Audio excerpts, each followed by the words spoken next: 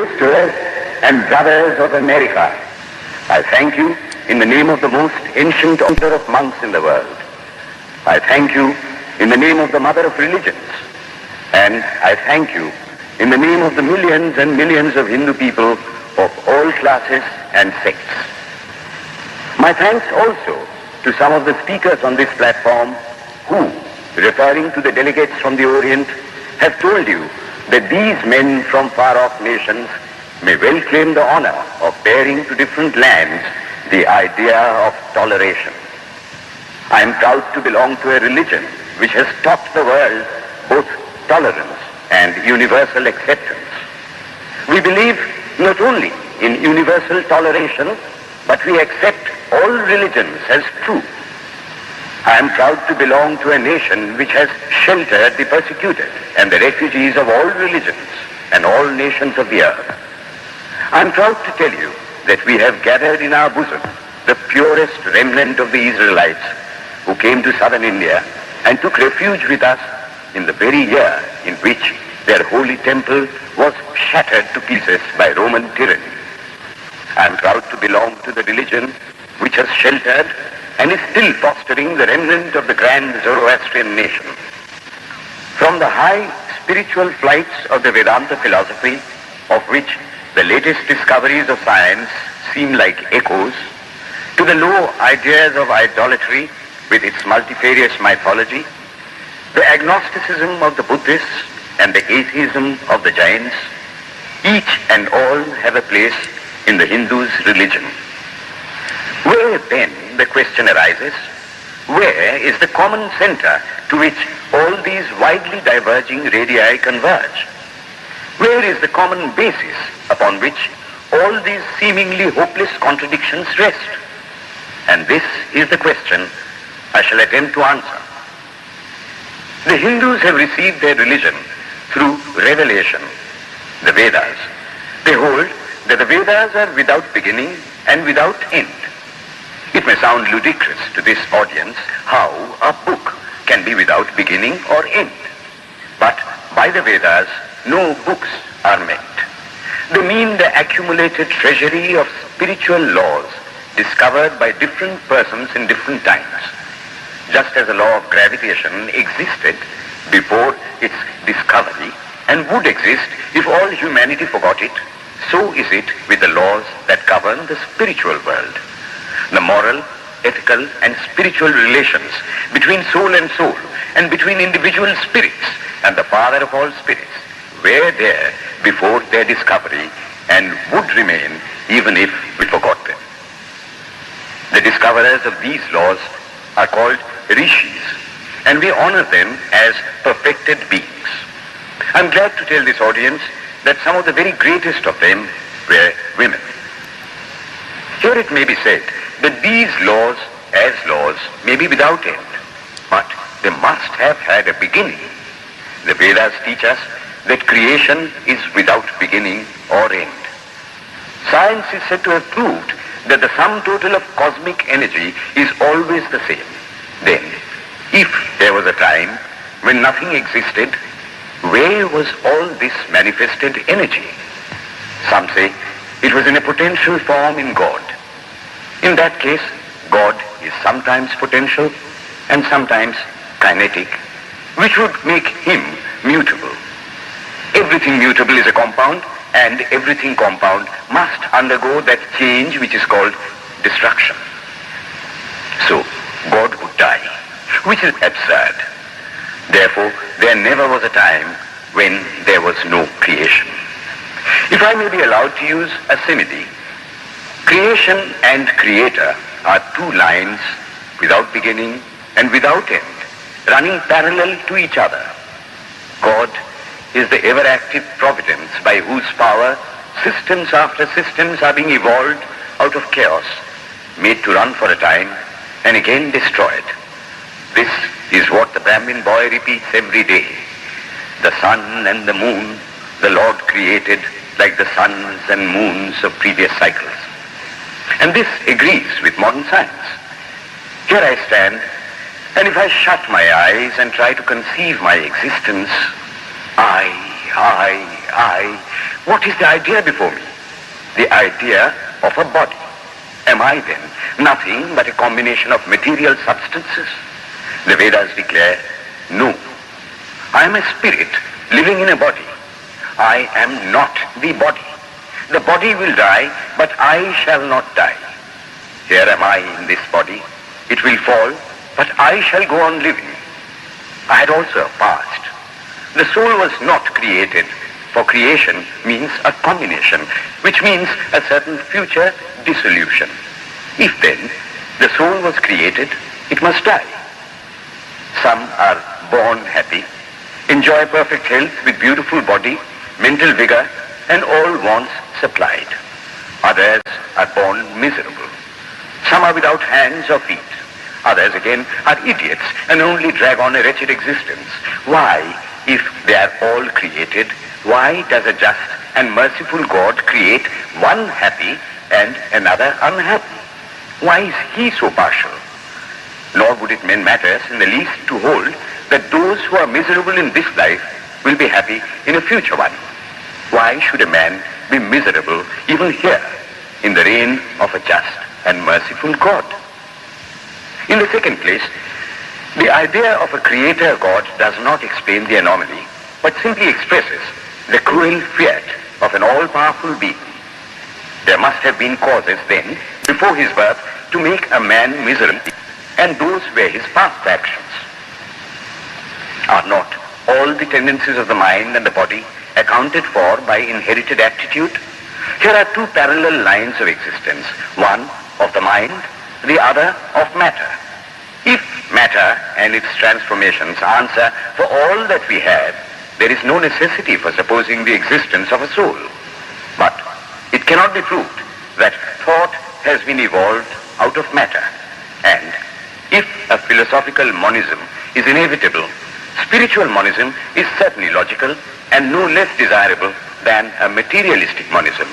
But neither of these is necessary here.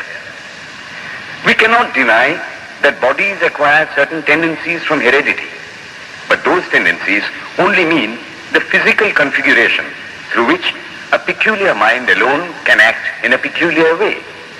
There are other tendencies peculiar to a soul caused by his past actions, and a soul with a certain tendency would, by the laws of affinity, take birth in a body which is the fittest instrument for the display of that tendency. This is in accord with science, for science wants to explain everything by habit, and habit is got through repetitions. So, repetitions are necessary to explain the natural habits of a newborn soul, and since they were not obtained in this present life, they must have come down from past lives. There is another suggestion. Taking all these for granted, how is it that I do not remember anything of my past life? This can be easily explained. I am now speaking in English. It is not my mother tongue. In fact, no words of my mother tongue are now present in my consciousness. But let me try to bring them up, and they rush in. That shows that consciousness is only the surface of the mental ocean, and within its depths are stored up all our experiences. Try and struggle. They would come up, and you would be conscious even of your past life. This is direct and demonstrative evidence. Verification is the perfect proof of a theory, and here is the challenge thrown to the world by the rishis. We have discovered the secret by which the very depths of the ocean of memory can be stirred up. Try it, and you would get a complete reminiscence of your past life. So then, the Hindu believes that he is a spirit. Him the sword cannot pierce, him the fire cannot burn, him the water cannot melt, him the air cannot dry. The Hindu believes that every soul is a circle whose circumference is nowhere, but whose center is located in the body, and that death means the change of the center from body to body. Nor is the soul bound by the conditions of matter. In its very essence, it is free, unbounded, holy, pure, and perfect. But somehow or other, it finds itself tied down to matter and thinks of itself as matter. Why should the free, perfect, and pure being be thus under the thraldom of matter is the next question. How can the perfect soul be deluded into the belief that it is imperfect? We have been told that the Hindus shirk the question and say that no such question can be there. Some thinkers want to answer it by positing one or more quasi-perfect beings and use big scientific names to fill up the gap. But naming is not explaining. The question remains the same. How can the perfect become the quasi-perfect? How can the pure, the absolute, change even a microscopic particle of its nature? But the Hindu is sincere. He does not want to take shelter under sophistry. He is brave enough to face the question in a manly fashion, and his answer is, I do not know. I do not know how the perfect being, the soul, came to think of itself as imperfect, as joined to and conditioned by matter. But the fact is a fact for all that. It is a fact in everybody's consciousness that one thinks of oneself as the body. The Hindu does not attempt to explain why one thinks one is the body. The answer that it is the will of God is no explanation. This is nothing more than what the Hindu says, I do not know. Well then, the human soul is eternal and immortal, perfect and infinite, and death means only a change of center from one body to another. The present is determined by our past actions, and the future by the present. The soul will go on evolving up or reverting back from birth to birth and death to death. But here is another question. Is man a tiny boat in a tempest, raised one moment on the foamy crest of a billow and dashed down into a yawning chasm the next, rolling to and fro at the mercy of good and bad actions, a powerless, helpless wreck in an ever-raging, ever-rushing, uncompromising current of cause and effect, a little moth placed under the wheel of causation, which rolls on, crushing everything in its way, and waits not for the widow's tears or the orphan's cry? The heart sinks at the idea. Yet, this is the law of nature. Is there no hope? Is there no escape? Was the cry that went up from the bottom of the heart of despair. It reached the throne of mercy, and words of hope and consolation came down and inspired a Vedic sage, and he stood up before the world and in trumpet voice proclaimed the glad tidings. Hear ye, children of immortal bliss, even ye that reside in higher spheres. I have found the ancient one who is beyond all darkness, all delusion. Knowing him alone, you shall be saved from death over again. Children of immortal bliss. What a sweet, what a hopeful name. Allow me to call you, brethren, by that sweet name, heirs of immortal bliss. Yea, the Hindu refuses to call you sinners. We are the children of God, the sharers of immortal bliss, holy and perfect beings. Ye divinities on earth, sinners, it is a sin to call a man so. It is standing libel on human nature. Come up, O lions, and shake off the delusion that you are sheep. You are souls immortal, spirits free, blessed and eternal. Ye are not matter, ye are not bodies. Matter is your servant, not you the servant of matter. Thus it is that the Vedas proclaim not a dreadful combination of unforgiving laws, not an endless prison of cause and effect, but that at the head of all these laws, in and through every particle of matter and force, stands one, by whose command the wind blows, the fire burns, the clouds rain, and death stalks upon the earth. And what is his nature? He is everywhere, the pure and formless one, the almighty and the all-merciful. Thou art our Father, thou art our Mother, thou art our beloved friend, thou art the source of all strength. Give us strength.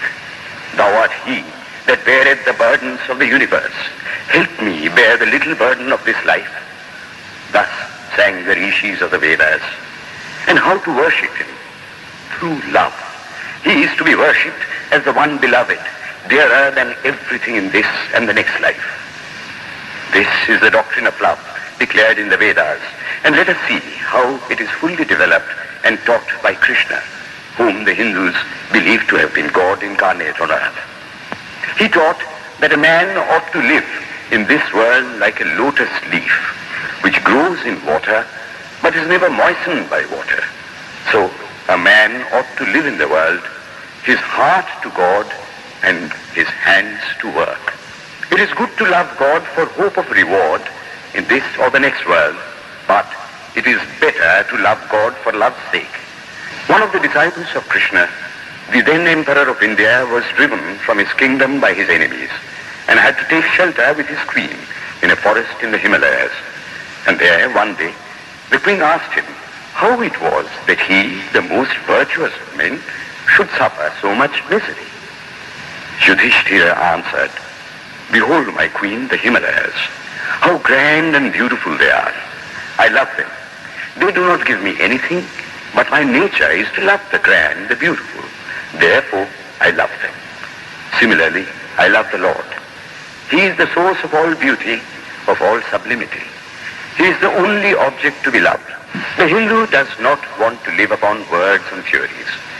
If there are existences beyond the ordinary, sensuous existence, he wants to come face to face with them. If there is a soul in him which is not matter, if there is an all-merciful universal soul, he will go to him direct. He must see him, and that alone can destroy all doubts. So, the best proof a Hindu sage gives about the soul, about God, is, I have seen the soul, I have seen God. And that is the only condition of perfection. The Hindu religion does not consist in struggles and attempts to believe a certain doctrine or dogma, but in realizing, not in believing, but in being and becoming. Thus, the whole object of their system is by constant struggle to become perfect, to become divine, to reach God and see God. And this reaching God, seeing God, becoming perfect, even as the Father in heaven is perfect, constitutes the religion of the Hindus.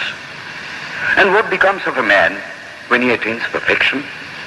He lives a life of bliss infinite. He enjoys infinite and perfect bliss, having obtained the only thing in which man ought to have pleasure, namely God, and enjoys the bliss with God. So far, all the Hindus are agreed. This is the common religion of all the sects of India. But then, perfection is absolute, and the absolute cannot be two or three. It cannot have any qualities. It cannot be an individual. And so, when a soul becomes perfect and absolute, it must become one with Brahma, and it would only realize the Lord as the perfection, the reality of its own nature and existence, the existence absolute, knowledge absolute, and bliss absolute. We have often and often read this called the losing of individuality and becoming a stock or a stone. He jests at scars that never felt a wound. I tell you, it is nothing of the kind. If it is happiness to enjoy the consciousness of this small body, it must be greater happiness to enjoy the consciousness of two bodies, the measure of happiness increasing with the consciousness of an increasing number of bodies, the aim, the ultimate of happiness being reached when it would become a universal consciousness. Therefore, to gain this infinite universal individuality, this miserable little prison individuality must go. Then alone can death cease when I am one with life. Then alone can misery cease when I am one with happiness itself. Then alone can all error cease when I am one with knowledge itself. And this is the necessary scientific conclusion. Science has proved to me that physical individuality is a delusion, that really my body is one little continuously changing body in an unbroken ocean of matter, and Advaita, or unity, is the necessary conclusion with my other counterpart, soul. Science is nothing but the finding of unity. As soon as science would reach perfect unity, it would stop from further progress, because it would reach the goal. Thus, chemistry could not progress farther when it would discover one element out of which all others could be made. Physics would stop when it would be able to fulfill its services in discovering one energy of which all the others are but manifestations. And the science of religion become perfect when it would discover Him who is the one life in a universe of death. Him who is the constant basis of an ever-changing world, one who is the only soul of which all souls are but delusive manifestations. Thus is it, through multiplicity and duality, that the ultimate unity is reached. Religion can go no farther. This is the goal of all science. All science is bound to come to this conclusion in the long run. Manifestation and not creation is the word of science today. And the Hindu is only glad that what he has been cherishing in his bosom for ages is going to be taught in more forcible language and with further light from the latest conclusions of science. Descend we now from the aspirations of philosophy to the religion of the ignorant. The tree is known by its fruits. When I have seen amongst them that are called idolaters, men, the like of whom in morality and spirituality and love I have never seen anywhere, I stop and ask myself, can sin beget holiness? Superstition is a great enemy of man, but bigotry is worse. Why does a Christian go to church? Why is the cross holy? Why is the face turned toward the sky in prayer? Why are there so many images in the Catholic Church? Why are there so many images in the minds of Protestants when they pray? My brethren, we can no more think about anything without a mental image than we can live without breathing. By the law of association, the material image calls up the mental idea and vice versa. This is why the Hindu uses an external symbol when he worships. He will tell you it helps to keep his mind fixed on the being to whom he prays. After all, how much does omnipresence mean to almost the whole world? It stands merely as a word, a symbol. Has God superficial area? If not, when we repeat that word omnipresent, we think of the extended sky or of space. That is all. If a man can realize his divine nature with the help of an image, would it be right to call that a sin? Nor, even when he has passed that stage, should he call it an error. To the Hindu, man is not traveling from error to truth, but from truth to truth, from lower to higher truth. To him, all the religions, from the lowest fetishism to the highest absolutism, means so many attempts of the human soul to grasp and realize the infinite, each determined by the conditions of its birth and association, and each of these marks a stage of progress. And every soul is a young eagle soaring higher and higher, gathering more and more strength till it reaches the glorious sun. Every other religion lays down certain fixed dogmas and tries to force society to adopt them. It places before society only one coat which must fit Jack and John and Henry all alike. If it does not fit John or Henry, he must go without a coat to cover his body. The Hindus have discovered that the absolute can only be realized or thought of or stated through the relative, and the images, crosses and crescents are simply so many symbols, so many pegs to hang spiritual ideas on. It is not that this help is necessary for everyone, but those that do not need it have no right to say that it is wrong, nor is it compulsory in Hinduism. One thing I must tell you, idolatry in India does not mean anything horrible. It is not the mother of harlots. On the other hand, it is the attempt of undeveloped minds to grasp high spiritual truths. The Hindus have their faults, they sometimes have their exceptions, but mark this, they are always for punishing their own bodies and never for cutting the throats of their neighbors. If the Hindu fanatic burns himself on the fire, he never lights the fire of Inquisition. And even this cannot be laid at the door of his religion any more than the burning of witches can be laid at the door of Christianity. To the Hindu then, the whole world of religions is only a traveling, a coming up of different men and women through various conditions and circumstances to the same goal. Every religion is only evolving a God out of the material man, and the same God is the inspirer of all of them. Why then are there so many contradictions? They are only apparent, says the Hindu. The contradictions come from the same truth, adapting itself to the varying circumstances of different natures. It is the same light coming through glasses of different colors. And these little variations are necessary for purposes of adaptation. But in the heart of everything, the same truth reigns. The Lord has declared to the Hindu in his incarnation as Krishna, I am in every religion as a thread through a string of pearls. Wherever thou seest extraordinary holiness and extraordinary power raising and purifying humanity, know thou that I am there. And what has been the result? I challenge the world to find throughout the whole system of Sanskrit philosophy any such expression as that the Hindu alone will be saved and not others. Says Vyasa, we find perfect men even beyond the pale of our caste and creed. One thing more, how then can the Hindu, whose whole fabric of thought centers in God, believe in Buddhism, which is agnostic, or in Jainism, which is atheistic?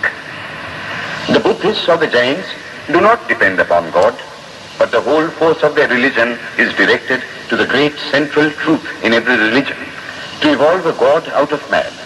They have not seen the Father, but they have seen the Son. And he that hath seen the Son hath seen the Father also. This, brethren, is a short sketch of the religious ideas of the Hindus.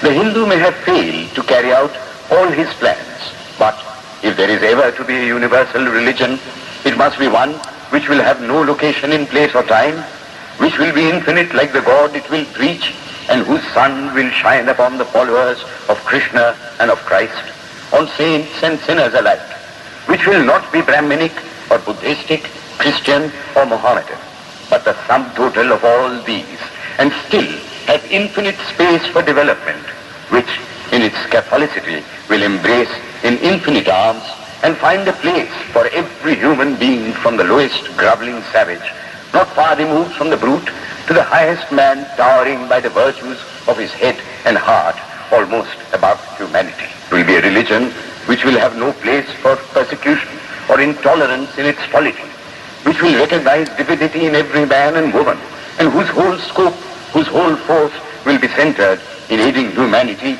to realize its own true divine nature. May he, who is the Brahma of the Hindus, the Ahura Mazda of the Zoroastrians, the Buddha of the Buddhists, the Jehovah of the Jews, the Father in heaven of the Christians, give strength to you to carry out your noble idea. The star arose in the east.